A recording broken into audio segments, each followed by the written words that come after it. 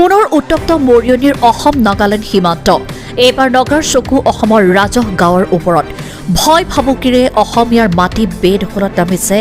য়াচাংচি বস্তিৰ নগা তিৰুহিল সংৰক্ষিত বনাঞ্চলত ধ্বংসযজ্ঞ চলাই অধিকাংশ ভূমি নিজৰ দখললৈ নিয়াৰ পাছত এতিয়া আগ্ৰাসী নগাৰ চকু অসমীয়াৰ ম্যাদী মাতৃৰ ওপৰত য়াচাংচি বস্তিৰ একাংশ অস্ত্ৰধাৰী নগালোকে চেলেংহাট আৰক্ষী চকীৰ অন্তৰ্গত লেপচি ৰাজাবাৰী গাঁৱৰ অসমীয়াৰ বাৰীৰ গছ গছনি কাটি ধ্বংস কৰাৰ লগতে উক্ত স্থান এৰি যাবৰ বাবে ভাবুকি প্ৰদান কৰিছে অস্ত্ৰধাৰী নাগালোকে মুকলিকৈ গাঁওখনত বিচৰণ কৰি ফুৰাত এক আতংকময় পৰিৱেশৰ সৃষ্টি হৈছে য়াচাংচি বস্তিৰ নগাই লেপচি ৰজাবাৰী গাঁৱৰ প্ৰায় 10-12জন লোকৰ প্ৰায় 50 বিঘাৰো অধিক ভূমি দাবী ধমকি আৰু ভাবুকিৰে বেদখল কৰিছে ইফালে নগাৰ মাটি বেদখল সন্দৰ্ভত প্ৰশাসন আৰু সংবাদ মাধ্যমক অৱগত কৰাৰ বাবে অস্ত্ৰধাৰী নাগালোকৰ ভাবুকিৰ সন্মুখীন হ'বলগীয়া হৈছে গাঁওবাসী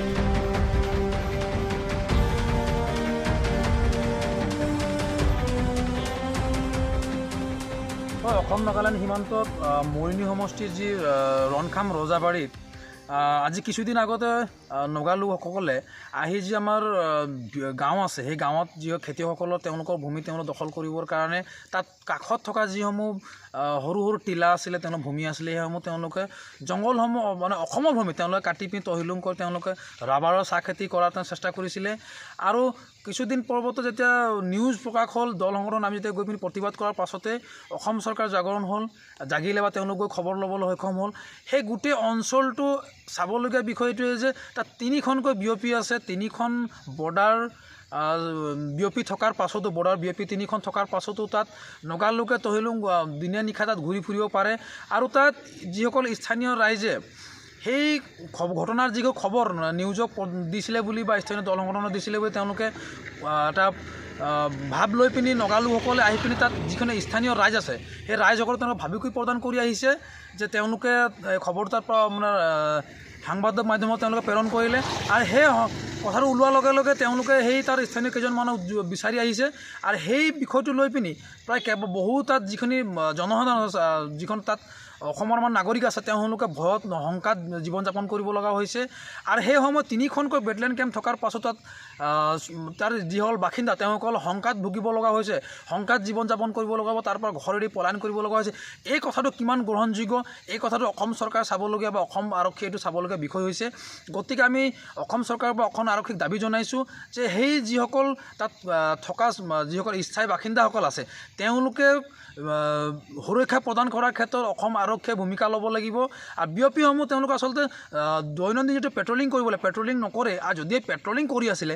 কি কাৰণত ইমান দিন 15 দিন 12 দিন পাৰ হৈ যোৱাৰ পাছতো তেওঁলোকৰ গছ গছনি কাটি তহিলুং কৰাৰ পাছতো আমি তাৰ আগতে আমি কৈছোঁ যে তাত যিসমূহ বনাঞ্চল তিৰুহিল বনাঞ্চল আছে তিৰুহিল বনাঞ্চলত য়াচাংচি বস্তিটো এতিয়া বৰ্তমান বস্তিটো স্থাপন হৈ আছে বনাঞ্চল আমাৰ অসমৰ বনাঞ্চল পাৰ হৈ আহি NC ভিলেজ পাৰ হৈ আহি ৰাজহ যিটো গাঁও বুলি কোৱা হয় ৰাজহ গাঁৱত তেওঁলোকে এতিয়া দখল কৰিব বিচাৰিছে আৰু এই বিষয়টোকে আচলতে প্ৰতিবাদ জনাবলৈ গৈ ৰাইজে যে কথা ক'বলৈ গৈ পিনে এটা শংকাত জীৱন যাপন কৰিব লগা হৈছে এটা বন বিভাগত থকাৰ পাছতো অসম আৰক্ষী থকাৰ পাছতো অসম প্ৰশাসন থকাৰ পাছতো কিন্তু বিফল হ'ব লগা হৈছে এই কথাটো আচলতে চিন্তনীয় বিষয় হৈছে অসম চৰকাৰ দাবী জনাইছোঁ এই বিষয়টোৰ ওপৰত অতি শীঘ্ৰে এটা ব্যৱস্থা গ্ৰহণ কৰক আৰু যিসমূহ তেওঁলোকে দখল কৰিছে অবৈধ দখল কৰিছে যিসকল অতি সোনকালে তেওঁলোক উচ্ছেদ কৰাৰ কাৰণে ব্যৱস্থা গ্ৰহণ কৰিবৰ কাৰণে আমি স্বাধীন ছাত্ৰ তৰফৰ দাবী জনাইছোঁ আৰু অতি শীঘ্ৰে আমি অহা কাইলৈ মাননীয় উপায়ুক্ত মহোদয়লৈ মুখ্যমন্ত্ৰী এখন স্মাৰকপত্ৰ প্ৰদান কৰিম যাতে খুব শীঘ্ৰে সেই যিসকল তাত বাসিন্দা আছে তেওঁ নাগৰিকসকলক তেওঁলোকৰ যিটো সুৰক্ষাটো সুনিশ্চিত তেওঁলোকে কৰিব লাগিব বিয়পি প্ৰদান কৰাই হওক বা বেলেগ ধৰণৰ যিকোনো ব্যৱস্থা তেওঁলোকে প্ৰশাসন ব্যৱস্থা কৰি যাতে সেই স্থানীয় নাগৰিকসকলক সুৰক্ষা প্ৰদান কৰিব লাগিব এই আমি দাবী জনাইছোঁ